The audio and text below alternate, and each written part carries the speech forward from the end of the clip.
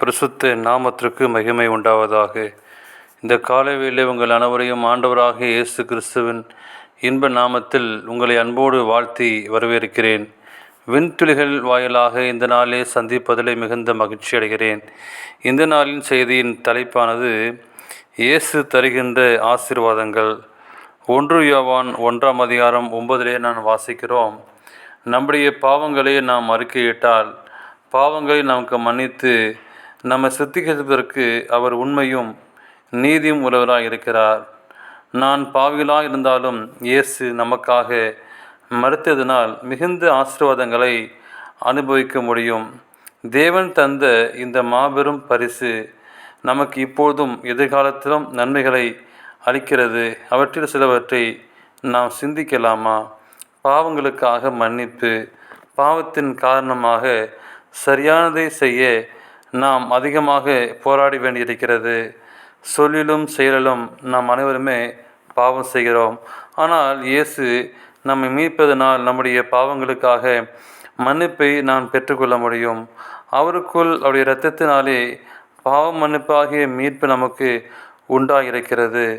நாம் தாழ்மையோடு மன்றாடி இயேசுவின் இரத்தத்தின் மேல் விசுவாசம் வைத்து மன்னிப்பு கேட்க வேண்டும்.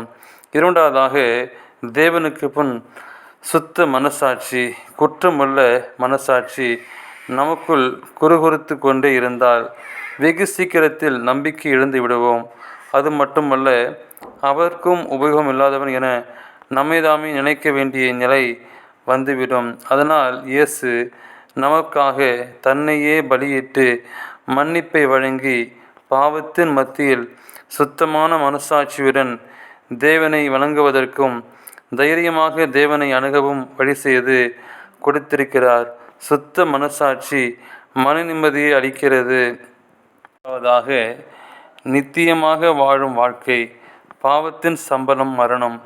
தேவனுடைய கிருபை வரமோ நம்முடைய கர்த்தராக இயேசு கிறிஸ்துவினால் உண்டான நித்திய ஜீவன், பூரண ஆரோக்கியத்தின் நித்திய வாழ்வும் ஆசீர்வாதங்களும் எதிர்காலத்தில் கிடைக்கும்.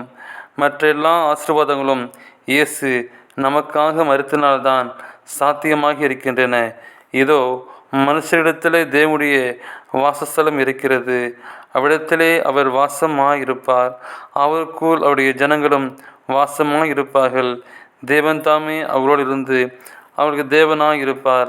அவருடைய கண்ணீர் யாவையும் தேவன் துடைப்பார். இனி மரணம் இல்லை, துக்கம் இல்லை, அழுதலும் இல்லை, வருத்தம் இல்லை, முதலவைகள் ஒழிந்து போயின என்று சொல்லி நாம் வாசிக்கிறோம்.